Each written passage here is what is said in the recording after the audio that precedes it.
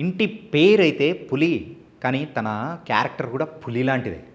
నెల్లూరులో పుట్టిన, కానీ ఇప్పుడు ఇండస్ట్రీలో మాత్రం అంచెలంచెలుగా ముందుకు ఎదుగుతూ ఒక క్యారెక్టర్ ఆర్టిస్ట్గా మనందరినీ ఎంటర్టైన్ చేస్తున్న పులి సీత గారు.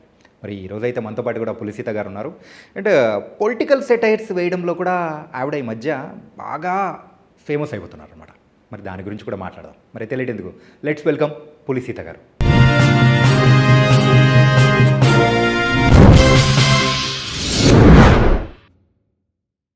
నమస్తే సీత గారు. నమస్తే అండి. ఎలా ఉన్నారు? బాగున్నానండి. మీరు ఎలా ఉన్నారు? చాలా చాలా బాగున్నాను. ఏంటి ఈ మధ్య మీ రైజింగ్ సినిమాల్లో కంటే బయట ఎక్కువ కనిపిస్తోంది. అవునా? నాకు తెలియదండి. ఏంటి సంగతి? ఎక్కడ కనిపించింది? ఏం కనిపించింది? సోషల్ మీడియాలో మొత్తం హల్చల్ చేస్తున్నారు కదా, దేని గురించి? పొలిటికల్ పార్టీస్కి సంబంధించి. పొలిటికల్ అంటే కామనే కదండి అది. మాట్లాడుకుందాం. ఫస్ట్ మూవీస్ గురించి మాట్లాడుకొని తర్వాత దాని గురించి మాట్లాడుకుందాం. మాట్లాడడానికి ఏం లేదండి. ఏముంటది చెప్పండి? పొలిటికల్ అంటే పొలిటికలే. దాని గురించి ప్రత్యేకంగా మాట్లాడడానికి ఏముంటది? ఇంతకు నెల్లూరు బాగా గెట్టోళ్ళు అవునా? కాదా?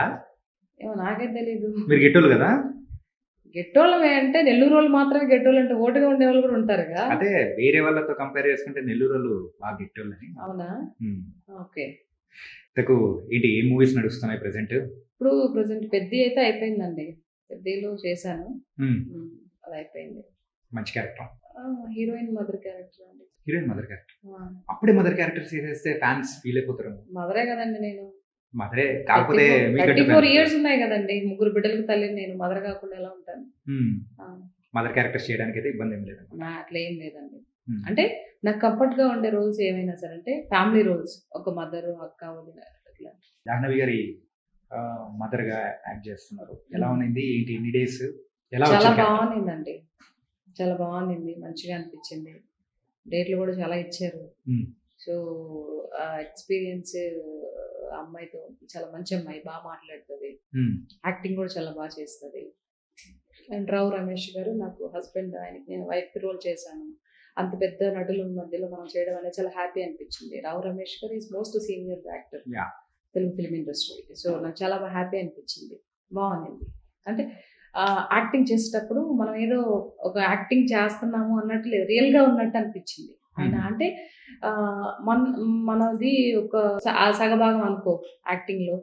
ఒక ఫుల్ పర్సన్, మంచి యాక్టింగ్ పర్సన్ దగ్గర మనం చేస్తే ఆ పర్సన్ పక్కన మనం ఉంటే నిజంగా ఒక అరే బ్యాడింగ్ యాక్టర్స్ అంటే ఇట్లా ఉంటారా అన్నట్టు అనిపించింది. నిజంగా మనం కూడా ఆ ఇట్లోకి తీసుకెళ్తారు వాళ్ళు. రావు రమేష్ గారు ఇట్లా ఇలా ఇలా చేయాలి, ఇలా చెప్తా నేను అని చెప్పి బాగా మాట్లాడారు. చాలా బాగా అనిపించింది. మొత్తానికైతే ఇది ఇంకో టర్న్ అనేది కూడా తీసుకోవచ్చా మీ లైఫ్ లో? ఈ క్యారెక్టరైజేషన్ గాని రేపు ప్రజలు ఆదరించే దాన్ని బట్టి ఉంటది. అంటే మూవీ మటుకు నాకు నిజంగా రామ్ చరణ్ గారు చూస్తే సాక్షాత్తు ఆంజనేయ స్వామి చూసినట్టు అనిపించింది. ఆ కట్అవుట్ కానీ చాలా కష్టపడుతున్నాడు ఆ మూవీ కోసం. ఆయన బాడీకి చేయడం కానీ, ఆ దీక్షలో ఉండడం కానీ వెరీ నైస్ అసలు.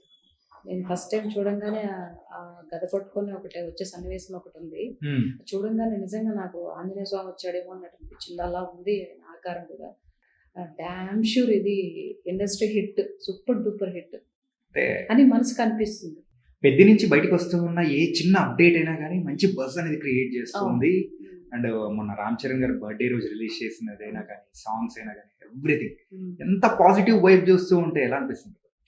నిజంగా అండి. అసలు దాంట్లో కష్టపడే ప్రతి ఒక్క యాక్టర్ అండ్ 24 క్రాఫ్ట్స్ కష్టపడితేనే ఒక సినిమా బయటకు వస్తుంది అని చెప్తారు కదా.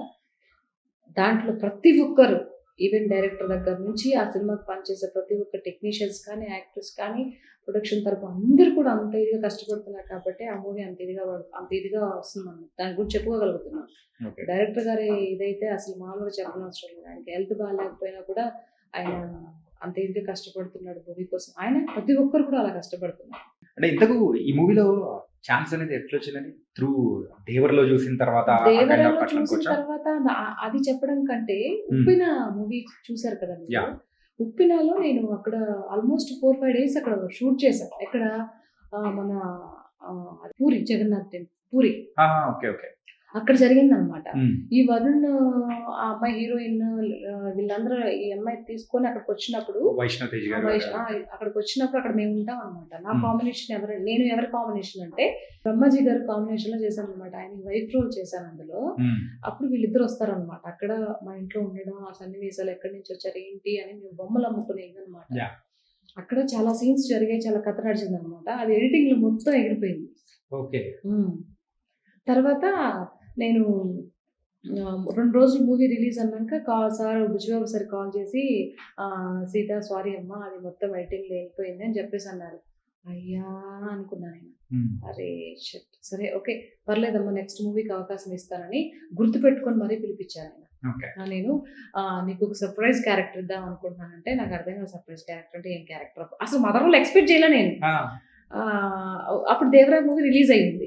పిలిపించారు ఒకరోజు ఆఫీస్కి, ఆయన గుర్తుపెట్టుకొని పిలిపించారు. మరి అవునా ఇట్లా మదర్ రోల్ చేస్తున్నాను జాహ్నవి కపూర్కి, కొంచెం లావు ఉన్నట్లు ఒక 2 kgs తగ్గు అని చెప్పేసి అన్నారు. అవునా నేను ఓకే సార్ అని చెప్పి ఎగిరి గంతేసా. ఆ తర్వాత 2 kgs ఆల్మోస్ట్ 9 kgs తగ్గా. మళ్ళీ అట్లా అవకాశం వచ్చింది. మళ్ళీ ఆ మూవీ వెళ్ళేటప్పటికి కరెక్ట్గా మదర్ రోల్కి అయితే ఎలా ఉన్నానో అలా ఉంది, బాగున్నా అని చెప్పేసి అన్నారు. అట్లా వచ్చింది అనమాట. నాకు గుర్తుపెట్టుకుని కాల్ చేశారు బుజ్జిబాబు సార్.